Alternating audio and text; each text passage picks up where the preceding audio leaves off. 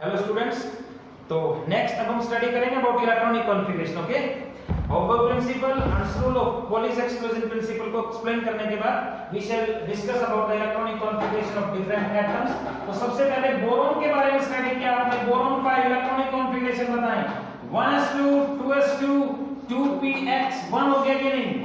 Carbon 6 electronic configuration is 1s2 2s2 that is 2px1 और 2py1, यही होगा कि नहीं।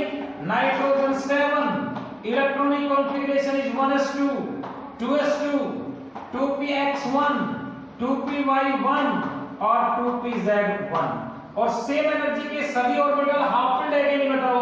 सो definitely this is known as half filled electronic configuration is there and half filled electronic configuration is most stable,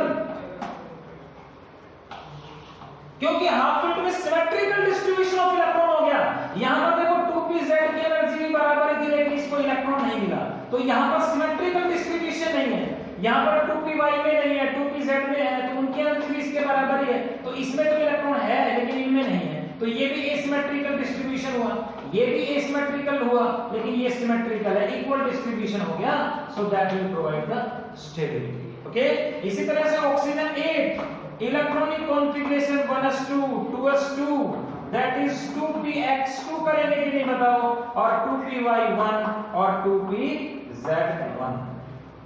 okay, collective भी लिख सकते थे 2p4, जैसे क्लोरीन है 9, तो इलेक्ट्रॉनिक कॉन्फ़िगरेशन 1s2 2s2 और 2p में मैक्सिमम एक यहां पर भर देंगे तो 2p5 हो गया कि नहीं। और अगर ओपन अप करेंगे तो 2px2 2py2 2pz। Valence electron की बात करें तो दो शेल हो गए, एक ये फर्स्ट शेल हो गया, ये भी सेकंड, ये पूरा सेकंड शेल है। और सेकंड शेल में टोटल कितने इलेक्ट्रॉन हो गए 7, तो फ्लोरीन में 7 वैलेंस इलेक्ट्रॉन हो गए। यहां पर ये हो गए वैलेंस इलेक्ट्रॉन 6, यहां पर ये हो गए वैलेंस इलेक्ट्रॉन 5, यहां पर ये वैलेंस इलेक्ट्रॉन हो गए 4, यहां पर 3 valence electron. How many electrons are present in last shell, that is known as the valence electrons. Okay, तो ये भी एसिमेट्रिकल डिस्ट्रीब्यूशन है, यहां पर भी एसिमेट्रिकल डिस्ट्रीब्यूशन है। देखो neon 10 electronic configuration 1s2 2s2 and this is 2p6, मतलब 2px2 2py2 और 2pz2। ये भी देखो सिमेट्रिकल डिस्ट्रीब्यूशन हुआ कि नहीं, सभी में बराबर बराबर इलेक्ट्रॉन, तो सिमेट्रिकल डिस्ट्रीब्यूशन है, so that is also most stable. तो ये तो फैक्ट है कि half filled and fully filled electronic configuration are most stable due to symmetrical distribution of electrons. Okay, so ये इलेक्ट्रॉनिक कॉन्फ़िगरेशन हो गया नियोन का। इस तरह से for example let us consider sodium का इलेक्ट्रॉनिक कॉन्फ़िगरेशन करोगे, atomic number 11, so definitely 1s2 2s2 2p6 और 3s1 कर देंगे। क्लियर है, एक ही वैलेंस इलेक्ट्रॉन हो गया सोडियम में। Magnesium atomic number 12 electronic configuration 1s2 2s2 this is 2p6 और 3s2 कर देंगे।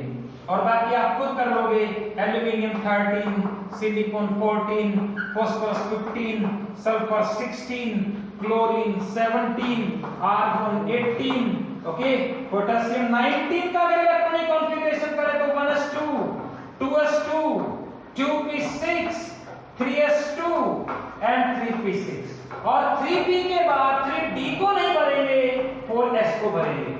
सो 4s1 एक ही वैलेंस इलेक्ट्रॉन है।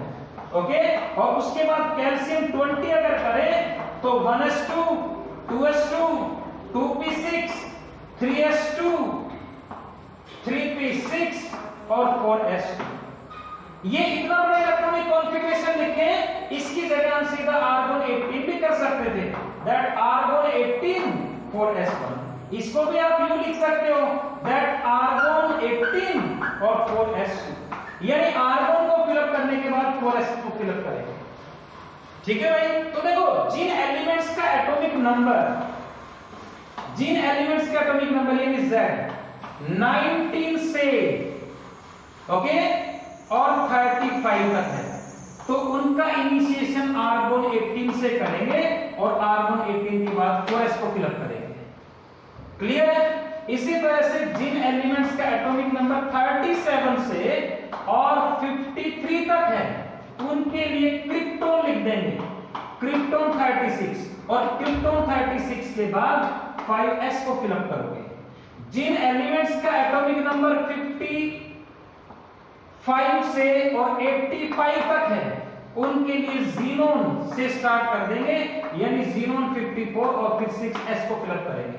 यानी 1s से स्टार्ट करने की बजाय ये लिख सकते हैं लेंथी करने की वजह से, ओके। और जिनका एटॉमिक नंबर 87 से और 118 तक, मतलब 100 आई थिंक 17 तक है, तो उनके लिए रेडोन कर देंगे, रेडोन 86 और फिर 7s को फिलअप करेंगे। तो ये आप दिमाग में रखना है कि भाई कौन से नोबल गैस के बाद किसको फिलअप करेंगे। नोबल गैसेस का इलेक्ट्रॉनिक कॉन्फ़िगरेशन तो आपको पता है फुली फिल्ड होता ही, मोस्ट स्टेबल। अब जैसे मान लो स्कैंडियम 21 का इलेक्ट्रॉनिक कॉन्फ़िगरेशन क्या होगा बताओ। आर्गन 18 4s2 18 and 20 और एक इलेक्ट्रॉन और भरना है तो फिर किसमें बढ़ेगा 3d में, लेकिन 3d को लिख देंगे पहले। After gain of electron the energy of 3d will become lower than 4s, ठीक है ना। तो 3d को बाद में फिलअप करेंगे, लेकिन ये फैक्ट है कि इलेक्ट्रॉन को गेन करने के बाद 3d की जो एनर्जी है वो 4s से कम हो जाएगी, तो पहले ही लिखेंगे। अब इलेक्ट्रॉन को अगर आपने रिमूव करना है तो लास्ट सेल में से रिमूव करो, वैलेंस इलेक्ट्रॉन ये होगा, ओके। सो इसी तरह से titanium 22 electronic configuration argon 18 4s2 और 3d2, ठीक है। आपको पता है 5 ऑर्बिटल होता है, तो यहां पर d में एक ही इलेक्ट्रॉन है और यहां पर d में 2 इलेक्ट्रॉन हो गए, 2 अनपेयर्ड इलेक्ट्रॉन है यहां पे। इसी तरह से scandium titanium vanadium 23, so electronic configuration will be argon 18 4s2 and 3d3, और 3d3 का मतलब d में 5 ऑर्बिटल हो गए, आपको पता है। सो 1 2 एंड 3 हाफ पेयर्ड रहेंगे, ओके। सो 3 अनपेयर्ड इलेक्ट्रॉन हो गए यहां पर, 3 unpaired electron, 2 unpaired electron, 1 unpaired electron.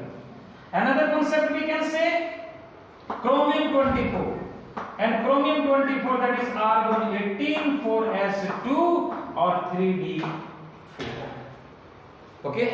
लेकिन आपको पता है कि 3d में अगर हम 5 इलेक्ट्रॉन फिलअप कर दें, 3d 5 ऑर्बिटल हो गए 1 2 3 4, और अगर 5 कर दें तो बताओ ये हाफ फिल्ड हो जाएगा कि नहीं। And half filled electronic configuration is most stable, इसलिए क्रोमियम में स्टेबिलिटी को अटेन करने के लिए 4s का जो एक इलेक्ट्रॉन है ना वो 3d में ट्रांसफर हो जाएगा।